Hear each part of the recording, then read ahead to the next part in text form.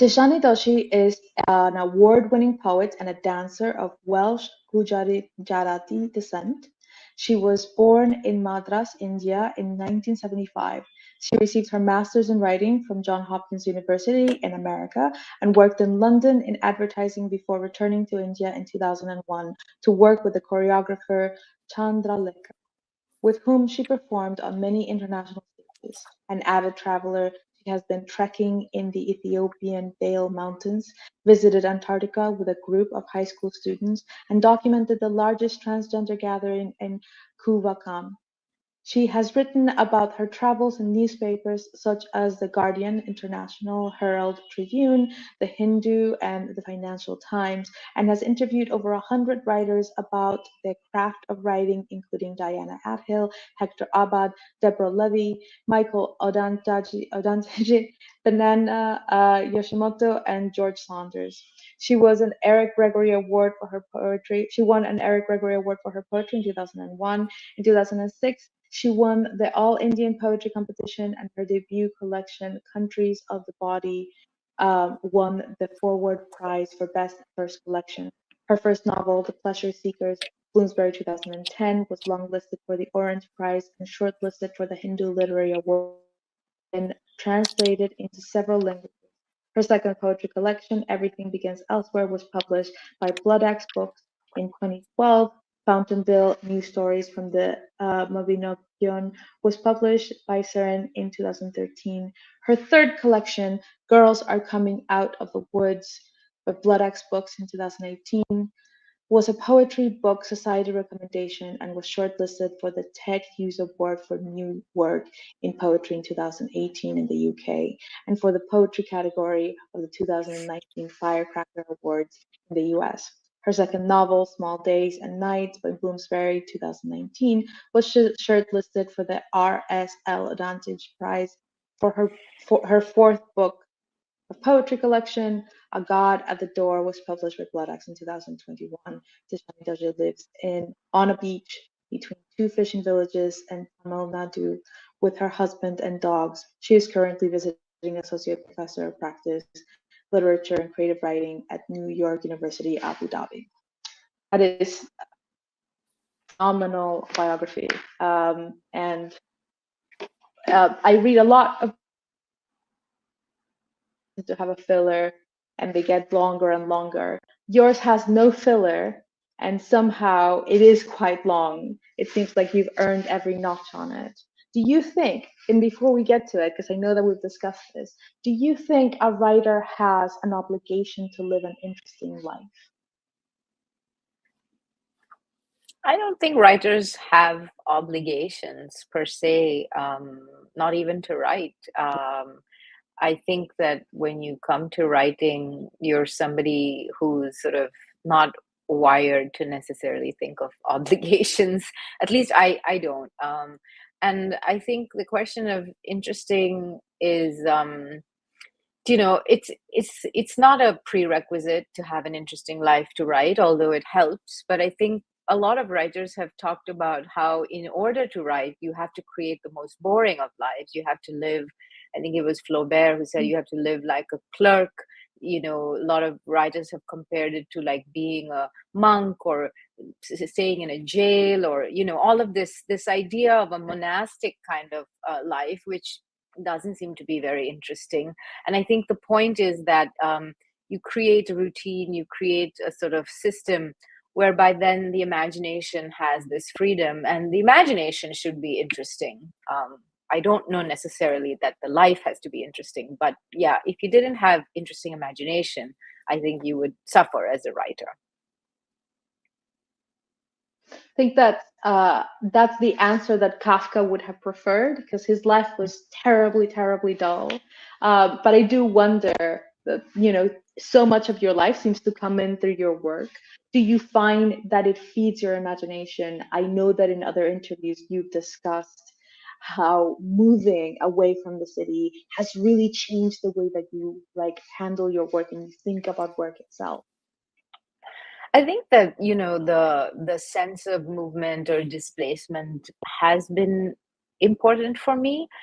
Travel has been important, movement in general, whether it's from city to coastal village or whether it's from country to country. I've lived in different countries. I think there's a sense of grappling with identity, which has always been very important to me, a sense of belonging, finding one's place in the world that goes through poems, fiction, as a kind of continuous theme. And so it's also this search for uh, selfhood, which I think is fairly common for writers. But it's also trying to connect, I guess, the micro to the macro, not just finding oneself, but then once you are on this path, how do you then connect self to the larger world, and what are the connections that you can make, and what are the breakages, what are the areas that you want to explore. So yeah, I think for me that's been very important, this sort of very strange dynamic between sitting still for long periods of time and then frantic movement, and then sitting still and frantic movement. And perhaps tying in with your first question, that sense of having little windows where there is place for living life, and those interesting things that happen that make up life are available to you, but then kind of having a moment, or many moments of sitting quite quietly to digest and to process and to have a more sort of routine and mechanical way of life. And I used to have a real fear of the mechanical, that sense that it creates aridness or dryness, and I felt that things always needed to come from a place of, like, creativity is a sensuality for me, and it needed to come from this richness. But I think after having worked as a dancer and a writer, I really have embraced the idea of repetition, of arriving day after day, of going through the same movements, of going through the same routines, because it's through those repetitions that then something happens, that something lifts, something changes, something that you sense as exciting when you're working, that you have you know uh, made a leap that you could not have expected to make. So I have a few questions, and I know that I'm straying from the original plan, but you have to forgive me. Your writing is very interesting. So you mentioned a couple of things that were really interesting to me. One, this idea of identity and belonging, and obviously it being central to writing. Correct me if I'm wrong, but it feels very much like in your last book, which I read last night, in a mad joyous dash. Um, it seemed like the writer, the voice, was moving through more than one identity. So I'm very curious as to, if I read it wrong, please correct me and set me straight. But if I'm reading it right, then I would like to hear your thoughts on identity and how they connect to belonging and place, because they seem very tethered throughout the book and throughout the rest of your work that I've been able to find. Well, there's this wonderful freedom that comes with writing, whether it's poetry or fiction, which is an assumption of forms, an assumption of personalities, an assumption of speakers. The Whitman's I sense of, I contain multitudes, this sense of many worlds within us, many imagination, many lives that we can access somehow and that we channel. And it's very exhilarating. And I think, given that we are very much structured with a sense of identity politics as writers, woman writer from India, writing about XYZ, and you're framed always with certain lenses by other people, by yourself. And then I think always what you're trying to do with writing is that, yes, you come with these prisms, yes, you come with these identities, but when you are writing, you are also trying to escape those, or to try and wiggle into something else. And that's exhilarating. And I feel that a lot in fiction, but also with poems, this sense of the poem as a universe, one small little world, that you create, and that within that you can make these very giant leaps. So there can be movement on a large scale, even in a small thing like a poem. And of course, in a novel, the possibilities are endless, and it's really built to kind of explore these different senses of eyes, voices, characters, worlds. So it's incredible. It's an incredible power, I think, of writing.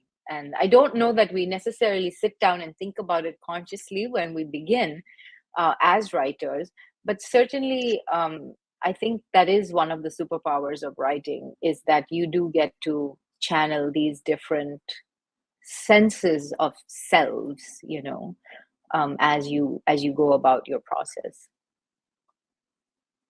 Have you Do you feel like you're capable of creating more of those spaces for escape as you mature as a writer? Or I don't always like using the word mature as a writer because it kind of makes it sound like there's this linear progression, whereas I feel like I've sort of expanded as a writer into all these different changes, and one gets bored with one's own work. That doesn't mean that the old work was not mature unto itself. So I'm curious about how you conceive of your skill set to create this escapist spaces. I mean, there's always a feeling, coming back to the idea of movement that I talked about, which is what you're trying to do when you write and in life as well. And you're right, it's not a sense of linear, there's not a progression. It's just that, oh, you're here and then suddenly you're there. And how did that happen? It's interesting to examine these leaps as they occur. And in writing, it's also very simply a question of learning to manipulate or to understand the trickeries of these movements and how to create them and how to make them happen. I think voice is obviously very important. And maybe the more you write, the more confident you feel about taking on voices that may not be as close to the voice that you think is the most yourself, or you develop this kind of choral sense of having different voices. I don't know. I don't know that I have an answer to that. I feel that it's a very sacred space. And I use the word sacred not lightly, because I think a lot of the discussions that are happening about writing now are about who gets to tell what story, which I think is a very important Mm. it's a very important dialogue and discussion to have. But I also wonder how we can have that without creating these limitations, which say, well, no, you cannot write about this, and I only can write about this. Or how do you, so then it's like curtailing the imagination, which comes back to the idea of where was the freedom in writing in the first place. So I think it's an interesting time to be writing, to be asking these questions, and to be trying to figure things out with my own work. And I feel very lucky, I think, to be able to write in different genres, because I do think that poetry has its frameworks, and fiction has its frameworks, and the essay has its frameworks. And there are things that maybe you can do in a poem and you want to say, and then other things that are better done in an essay. And it's only through the exploration of form that you find the right fit, let's say. I I'm really trying hard to like get back into line, but it's rare that you read a book, especially because I read it last night, and then you end up with all these questions, and then somebody tells you, "Oh, you get to ask the author every question that you had last night."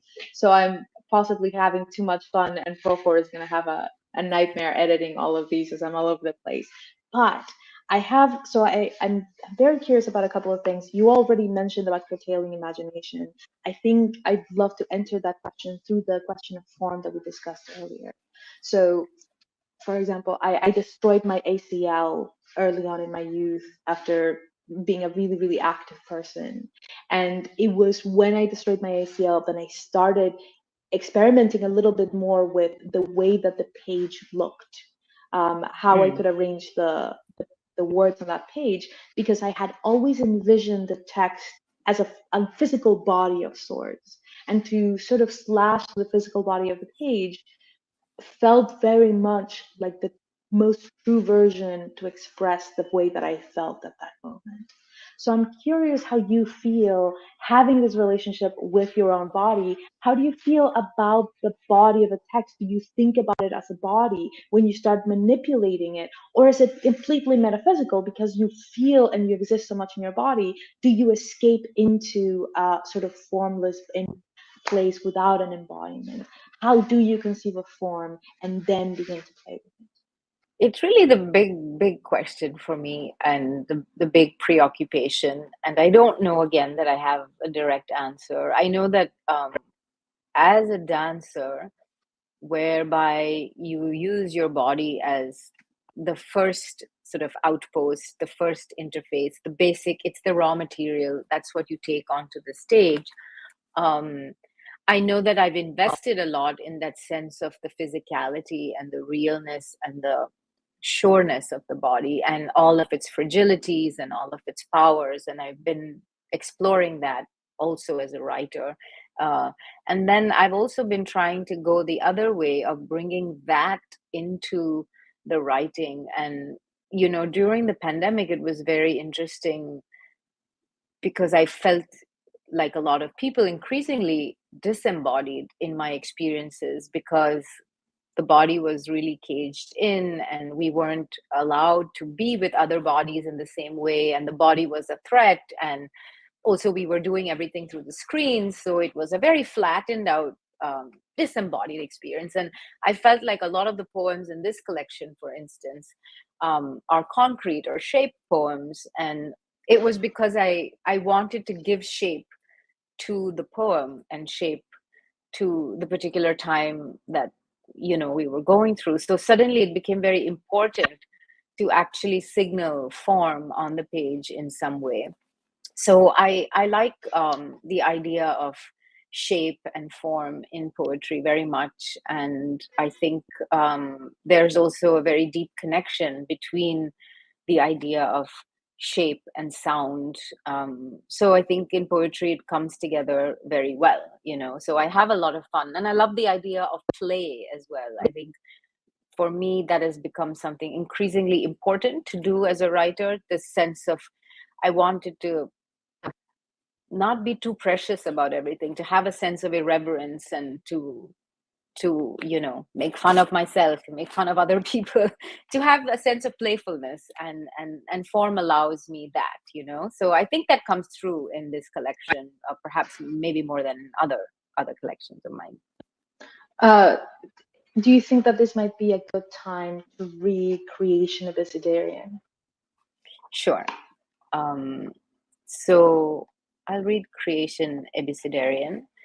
And I guess the only thing to say about this poem is that it was written in response to a statement made by the Indian minister in charge of higher education, who said that Darwin's theory of evolution was wrong and wanted it removed from school curricula because, according to him, nobody, including our ancestors, in written or oral, said they ever saw an ape turning into a human being. And that we are children of rishis or sages. So this is Creation Abecedarian. As each day passes, we grow less certain about the universe.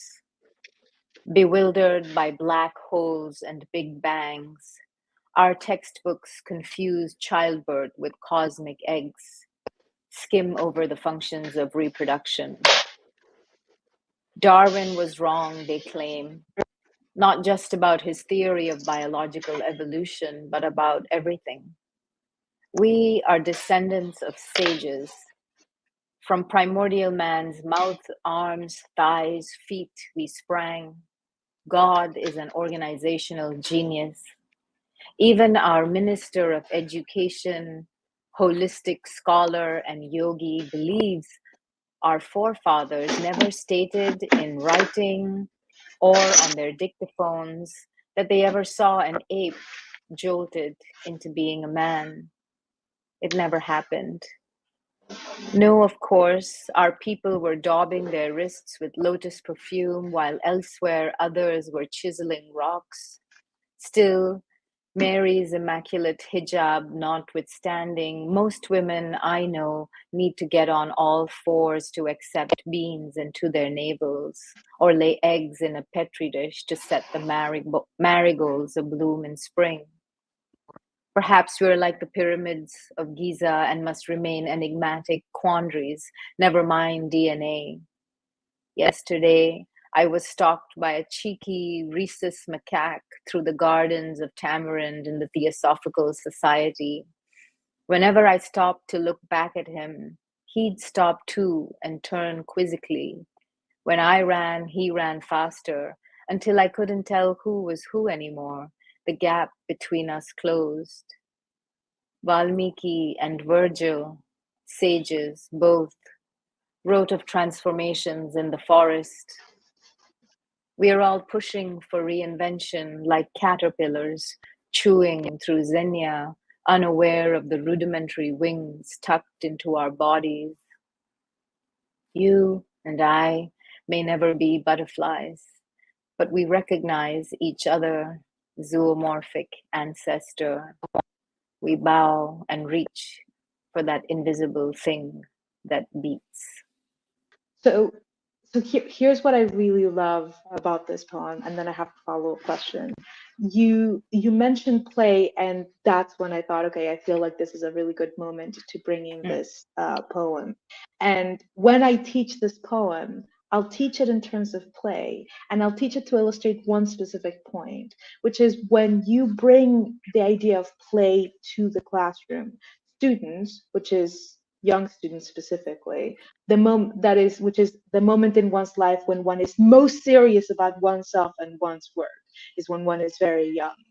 um, think that play undercuts their ability to be serious, their ability to communicate seriousness and see the world as a serious thing, which it definitely is. And I mm, think that this poem is very playful, and yet ends and is throughout dealing with something quite serious. So I think that I'd love to hear your thoughts on the reason to interpose these two things and how you get away with being playful. Why is it important to have that play, not take yourself too seriously while taking the world very seriously with your work? that's a lovely question. And honestly, I I think I'm a very, very serious person. I think you have to be a serious person if you want to be an artist or a writer to some degree. You have to take it seriously because, no one else is going to take it seriously for you. So it does require a sort of seriousness. Um, and yet, you mentioned Kafka earlier on. I think we we really are living in a very, very absurd time, and there is so much to be overwhelmed by in terms of the things that are happening around us. And um it could drown you, it could really set you under to kind of accommodate all these things. And so I found that in order to write seriously about things that are deeply disturbing, I mean, I find it deeply disturbing that the education minister of a country would say something like this. So I could have gone with that tone, oh, look what's happening to us, look what's happening to this country. Because every second day, if you read or pick up an Indian newspaper, it doesn't have to just be India, anywhere across the world, someone in a position of power is saying something ridiculous and changing the lives of said young people. And so it could just get you very, very angry and very upset. And I feel that in a sense that's always hitting one emotional register and tone, and it's like speaking to the converted, and just reaffirming everything. Oh yes, horrible people, they don't know anything, yet here they are in power. And so the poem is a way to challenge but subvert, to be cheeky, to prod, to poke, to do all of these things. And I think why it's necessary for me is that if I feel like I go straight to the point, then it's a very flat poem. It just has the one dimension. And so I found that being able to integrate the sense of play um, is important, because when you bring the play and the seriousness together, or when you bring tragedy and comedy together, then you unfold the absurd. Then you come upon something that feels like, oh, this is an interesting emotion for me humanly, that it's not just one thing, it's a mixture, and I've always found that mixture of emotion very, very powerful, as somebody who reads, as somebody who watches, as an audience person myself, as someone who is a receiver of art. I have always been interested in how somebody can make me laugh and cry at the same time, or in the space of a book, or in a poem. So I'm interested in these swerves, let's call them swerves, and I feel like I am trying to, I don't know that that's going to happen. It's not like I set out to do that, but I think it's this sense of a coping mechanism of how to cope with the ridiculousness, or this nature of the things around us, whether it's about climate, or whether it's about women's bodies, or bodies in general, and all these things that I feel very invested in. And I feel that I do have my rage, and that's always there. But this sense of play has become um, more and more important to me. I really found your answer fascinating. You're talking about interest and contrast and really technical craft matters. When I was reading that poem and thinking, one, creation, there's a very end to connect those two ideas. But that poem, this initial poem that you start everything with, is incredibly flexible. And I thought initially that your answer was going to be related to dance, and how really humor and satire and like that ability is sort of, it's a soft movement, and it's a flexible movement, and that seriousness is a stiffness that you can't maintain continuously. And I thought that one of the things that this book did really well, collecting and arranging the poems in the way that it did, was to take those deep breaths that are flexible and then have hard, sharp turns of the body. That if you had that continuously, all of your joints would break. Or if you were completely flexible, then you would pretend not to have a spine and never say anything worthwhile. So I perhaps watched too many of your like interviews regarding dance earlier and made too many like suppositions and projections. But I wondered if I was maybe perhaps a little bit somewhere in the distance connected. Maybe perhaps I lost your last the last thing you said, Lina. If it's connected in some way, or if I'm just purely projecting your biography onto the page. No, look, I mean, I don't know. I think the sense of how something happens in the poem, it's it's very mysterious, and I feel that you cannot go in with an idea of a desired effect. When you're doing a movement in dance, you know what your desired effect is, especially if it's a choreography. But there's also the idea of play in dance, where you're trying to arrive at what the movement can be, and the play is the experiment. It's the sort of being there in this sprawl, trying to figure out what is the thing, what is the mode, what is the vehicle that is going to allow you to carry this thing that you want to carry.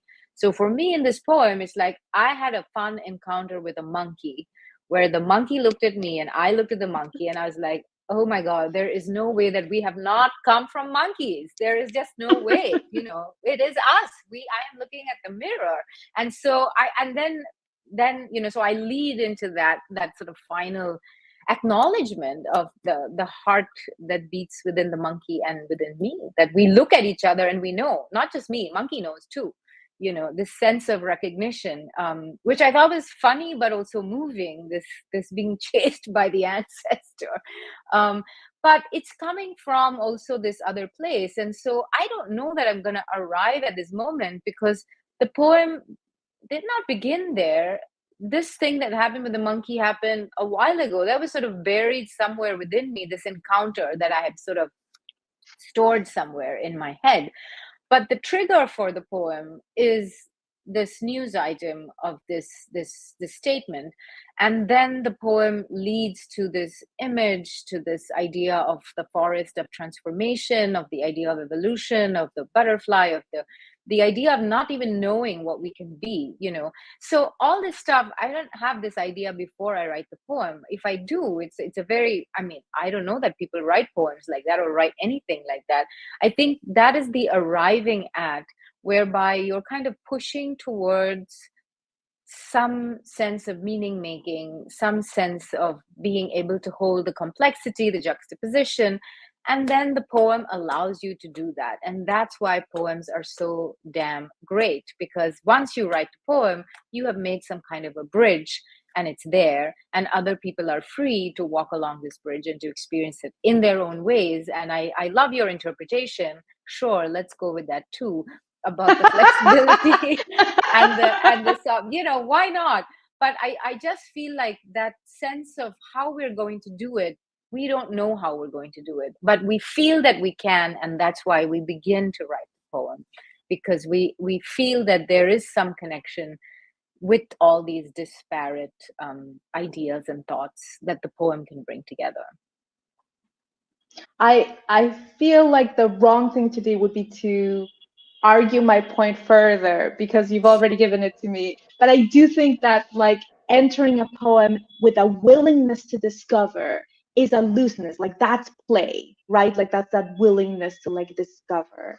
And I guess again, I've been doing these for days now, and most of them have been, a lot of them I've had to prep a lot for. This one is just like I have so many questions. So I'm so glad that I have you here. So you've mentioned two things that I really like to go back to. One is this idea of identity as containment of subject. Who gets to write what? And you just mentioned this, like I know and the monkey knows, which is such a stretch of imagination unto itself, and that you get to write that is fascinating. And it also falls until an entire subgenre of writers that do that, interestingly a lot of them women, uh, who imagine themselves into the therianthropy of another mind. Virginia Woolf imagines herself within the moth. Annie Dillard imagines herself exchanging minds with the weasel. And here you are understanding that you are understood by a monkey, which is fascinating and possibly deserves a longer study unto itself. But I'm curious, how do we determine, like how do you determine what the limitations of, like, where will I go, where can I go with my mind, and when does it feel wrong, not just in my own work but in others? It's a question of pushing, I suppose, at certain boundaries. And you know um I think if I think about it musically, that sense of the wrongness comes in the sense of sound.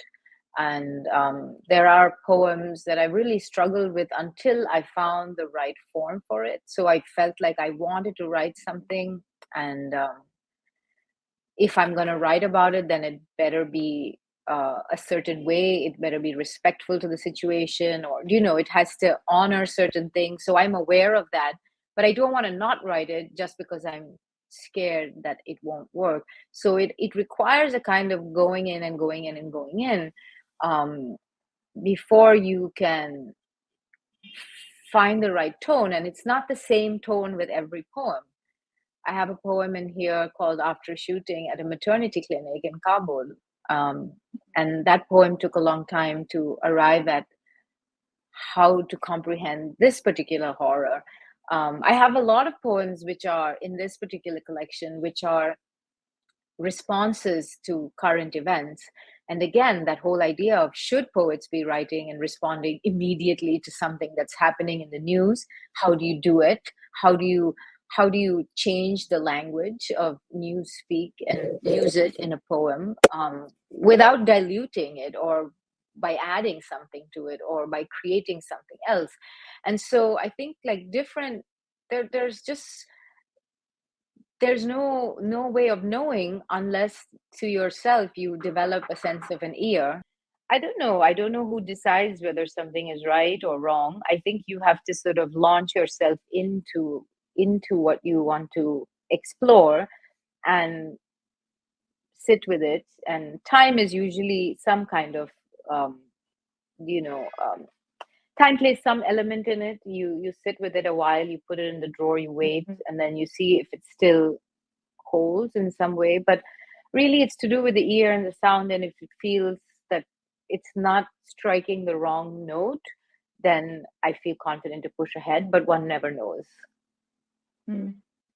Can I? So I think I'm cobbling together an answer from your previous answers, and I'm wondering what you'll think about my Frankensteining a further answer from your previous ones.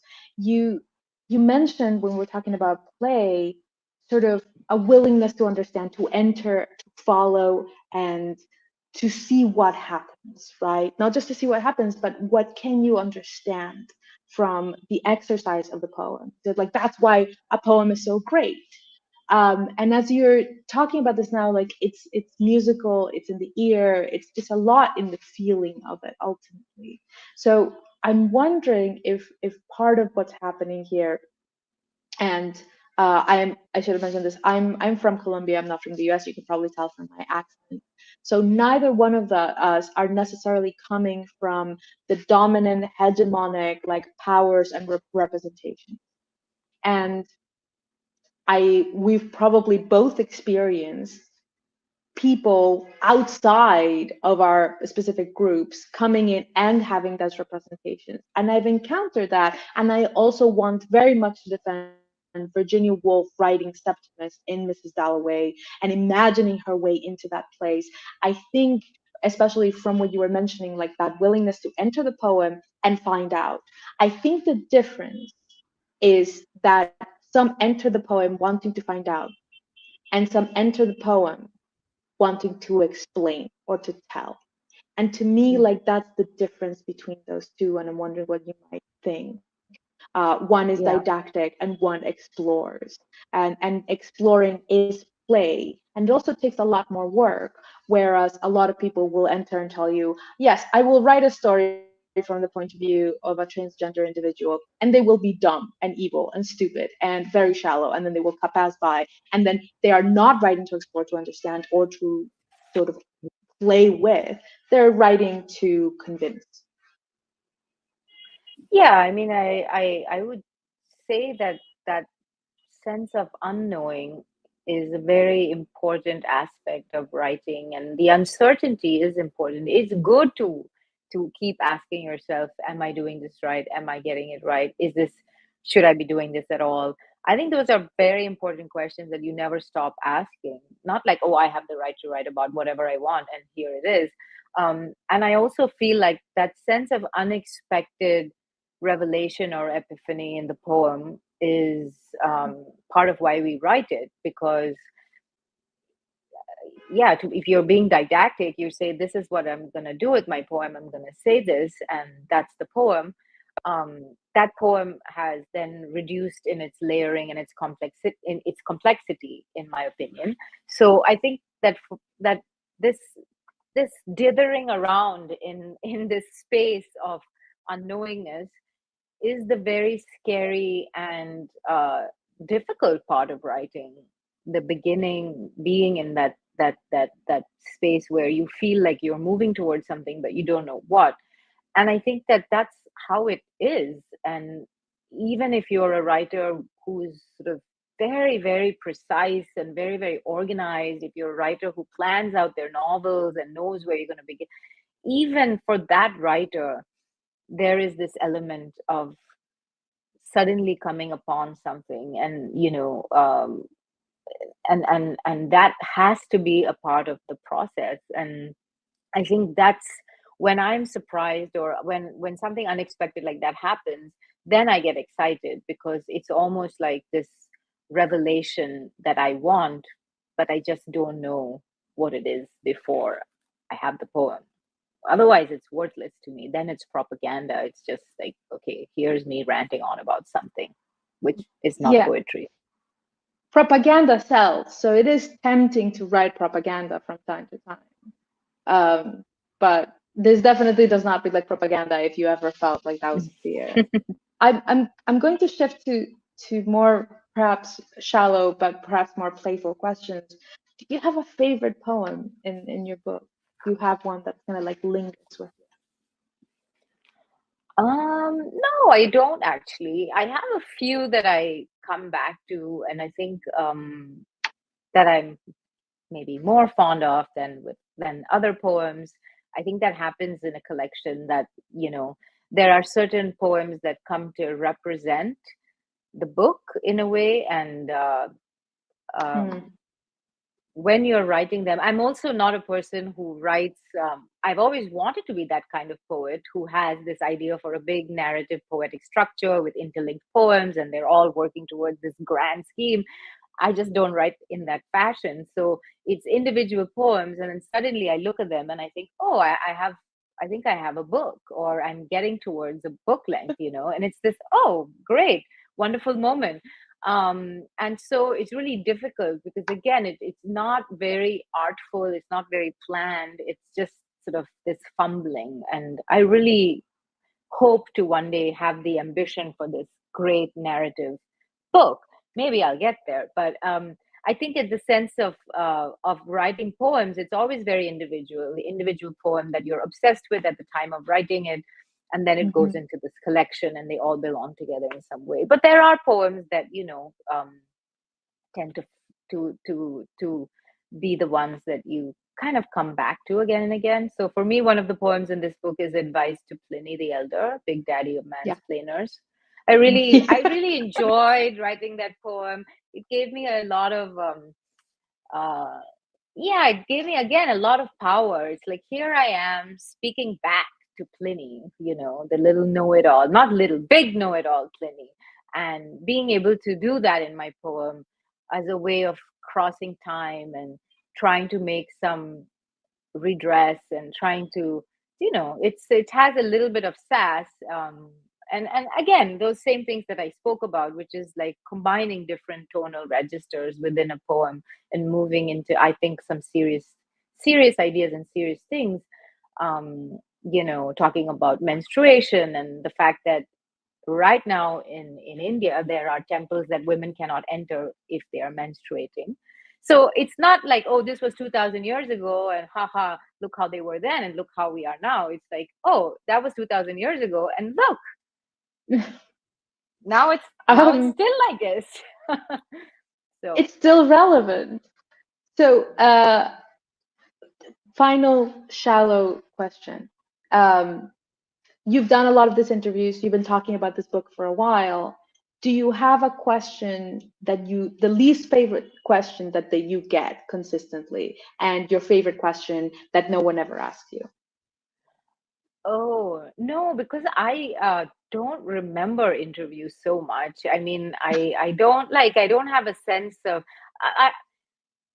I don't think I've been surprised so much by a question for a very long time. I remember many, many, many years ago at a literary festival, I was asked, how I thought the art of writing resembled the art of miniature painting, and that threw me. I was like, oh, I have literally no response for this question. I'm going to pass it along.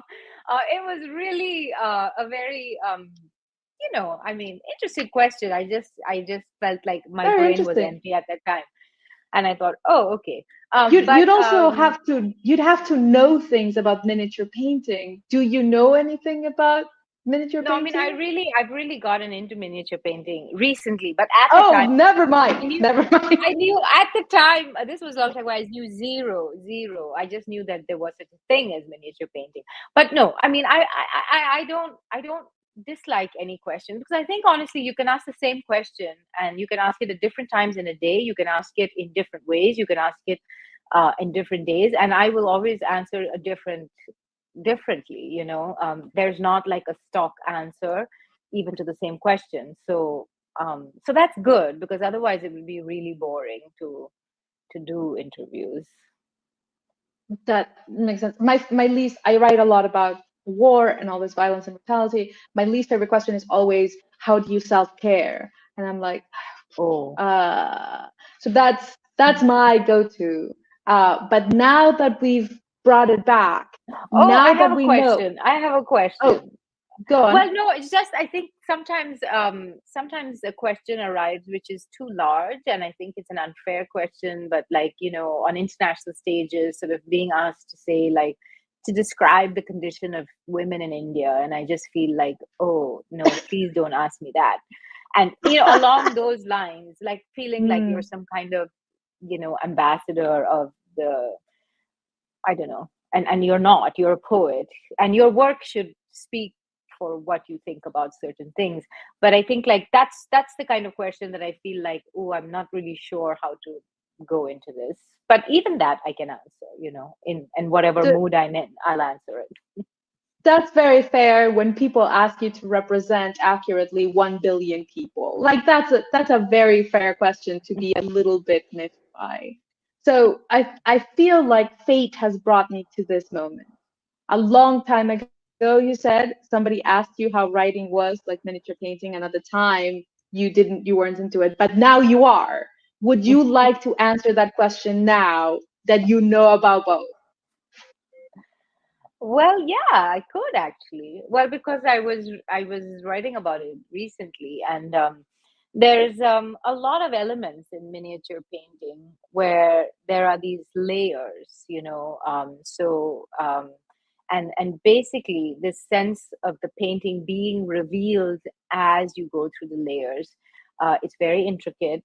There's a lot of potential for metaphor and things that were previously hidden, the invisible becoming visible, and all of these things that also writers are interested in.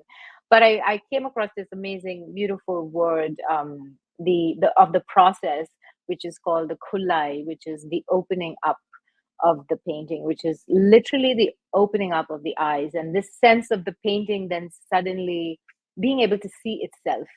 And I hope that I'm interpreting that right, but I feel that way about a poem as well, whereby you have all these raw materials and you have all these stars, and then at some point the poem begins to take shape and you get excited because this is not yet a poem, but it's going to become a poem. I know there's a poem in there. And then you work on it, you work on it, and then there is this moment of revelation of the poem revealing itself to you, to itself, however you want to see it. And it's this really magical moment when it happens, because that's coming back to what you were saying about how do you know, and that sense of um that sense of understanding or believing that this is this magical thing has happened, and that you've somehow done it and you don't know how, but it's in that process of somehow the poem freeing or opening itself up in a way that the painting does. So yeah, that's how poems could be likened to miniature painting. Perfect. See, a good interview is also like a poem. You don't know what you're going to find out until like the very end of it. And now I know exactly how poems are like miniature painting, and I am much better for it, as I'm sure everybody else who's watching this is. I cannot thank you enough for your time. This has been chaotic and wild, and possibly my favorite interview of all day, if not all festival. I hope you have a wonderful day. And if you are ever around Chicago, please call me up. I live in Hyde Park.